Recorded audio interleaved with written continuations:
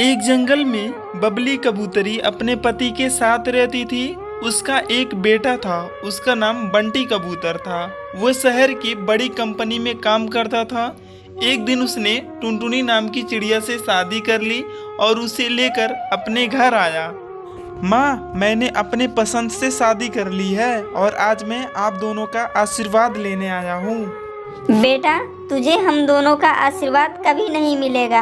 हम दोनों ने अपना पेट काट कर तुझे शहर में पढ़ाया, कभी किसी चीज़ की कमी नहीं होने दी।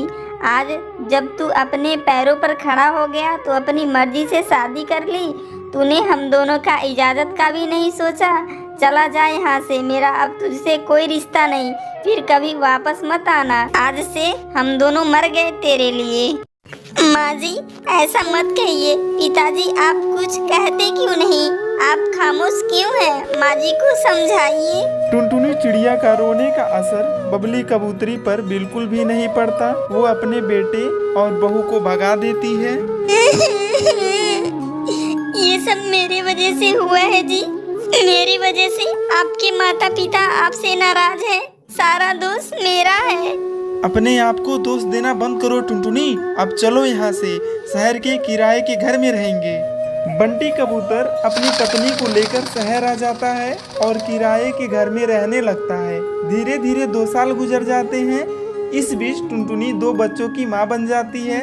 एक दिन जब टुनटुनी अपने दोनों बच्चों को भोजन करा रही थी, तब टूनी उससे पूछती है, मम्मी, आप तो हमेशा कहती हो हमारे दादाजी और दादी माँ हैं, लेकिन कभी वो हमारे पास आते क्यों नहीं?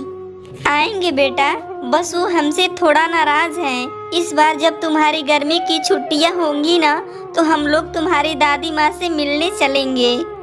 इस तरह कुछ दिन गुजर जाते हैं। एक दिन बंटी कबूतर की अचानक तबीयत खराब हो जाती है।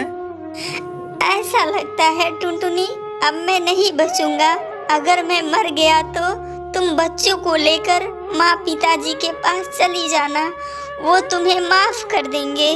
ये आप क्या अनाप शनाप बोल रहे हो जी? आपको कुछ नहीं होगा। डॉक्टर ने आपको दवा दी है ना, आप जल्द ही ठीक हो जाएंगे।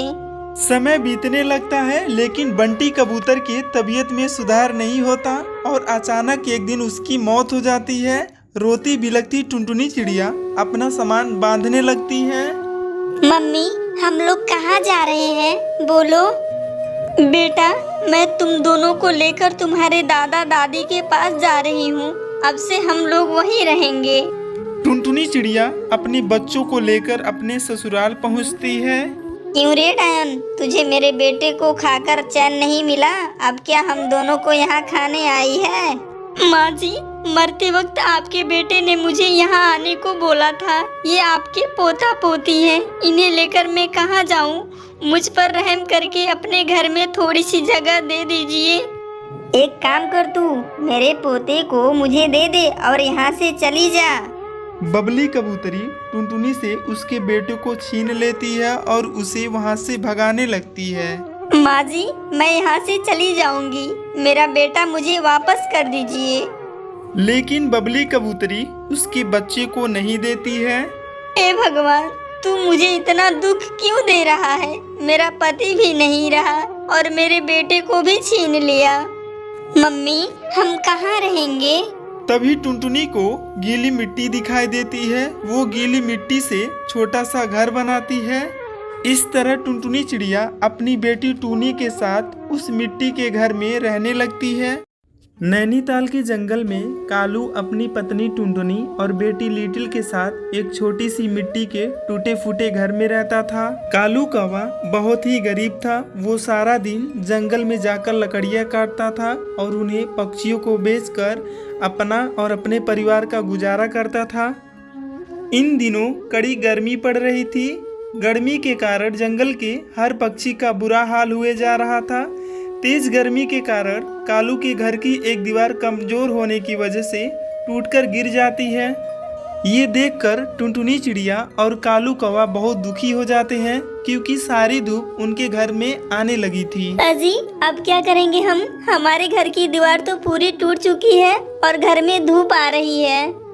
हाँ पिताजी, घर में तो एक पल बैठा नहीं जा रहा है। एक काम करते हैं, आज हम तीनों मिलकर ये दीवार फिर से बना लेते हैं। मिट्टी की दीवार कब तक बनाते रहेंगे? हर 2 महीने के अंदर गिर जाती है और हमारा ये घर कितना कमजोर हो चुका है, पता नहीं ये कब गिर जाए। तो क्या करे टुनटुनी, दीवार तो बनानी ही होगी ना, वरना ऐसे गर्मी में कैसे रहेंगे हम। दिन में गर्मी, रात में गर्मी, ऐसे तो हम तीनों बीमार हो जाएंगे। पिताजी, मेरे दोस्त रावी है ना, उसके पिताजी घास के घर बनाया है और वो लोग उसी में रहते हैं। यहाँ तक कि उन्होंने घास के तिनके से 4 घर बनाए हैं। एक घर में वो रहते हैं और बाकी के घर उन्होंने किराए पर दे दिए हैं। घर के साथ साथ उनकी कमाई भी अच्छी होती है। हम भी ऐसा ही कुछ करते हैं ना। और मैंने सुना है धूप में घास के ऊपर पानी डालने से वो घास एकदम ठंडी हो जाती है, जिससे उस घास के घर के अंदर बहुत ठंडा लगता है। गर्मी बिल्कुल नहीं महसूस होती उसमें। क्या जी, हम भी ऐसा ही कुछ करते हैं ना। अगर हमारा घर भी घास का होगा तो कितना अच्छा होगा ना। और घास के लिए हमें कौन से पैसे देने होंगे, वो तो जंगल में ऐसे ही मिल जाती है। चलिए हमें जंगल जाकर घास ढूंढनी होगी।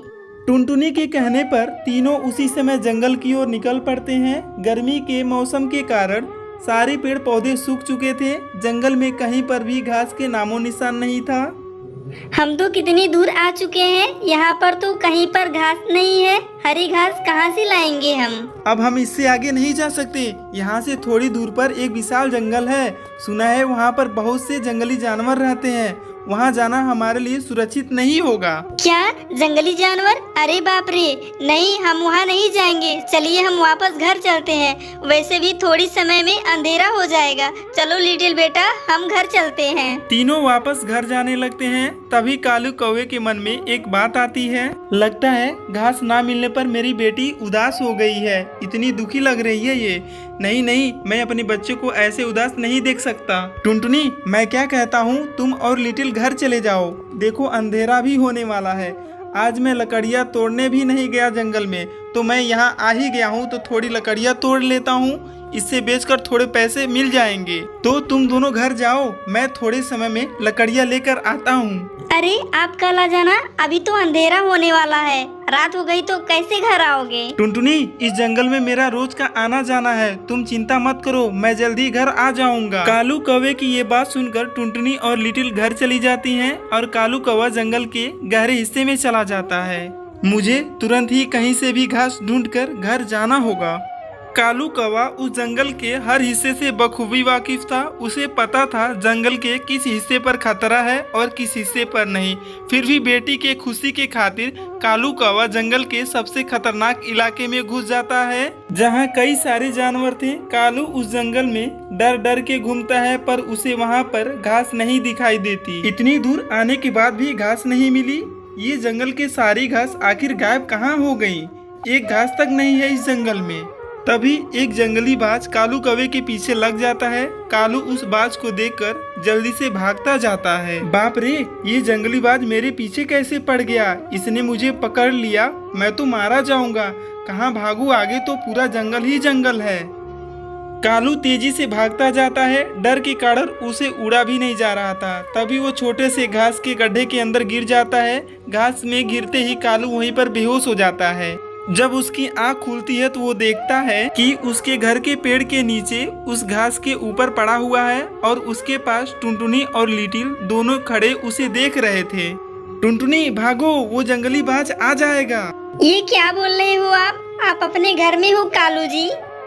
कालू उठकर देखता है चारों ओर, तो अपने जंगल और अपने घर के नीचे था। ये कैसे हो सकता टुनटुनी? मैं जंगल में था और एक जंगली बाज मेरे पीछे पड़ गया था और मैं तेजी से भागा और इस घास के अरे ये घास यहाँ कैसे आ गई? ये तो जंगल में थी ना। तभी उस घास में से आवाज आती है। कालू, इतना परेशान होने की जरूरत नहीं है। मैं एक जादुई घास हूँ। अब इस घास से अपने लिए कई सारे घर बना लो, क्योंकि मैं कभी खत्म नहीं होने वाली और ना कभी मरने वाली हूँ। उस जंगल में उस जंगली बाज से मैंने तुम्हें बचाया है। मैं कई वर्षों से उस जंगल में पड़ी थी। कोई भी मुझे नहीं खा रहा था और ना कोई मुझे अपने साथ ले जा रहा था।